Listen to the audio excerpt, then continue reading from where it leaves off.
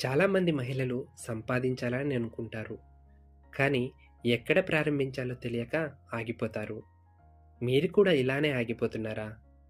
అయితే ఈ video మీకోసమేనండి. Hi అండి. నేను రవికుమార్. నేను అర్బన్ కంపెనీలో మాస్టర్‌గా వర్క్ చేస్తున్నాను.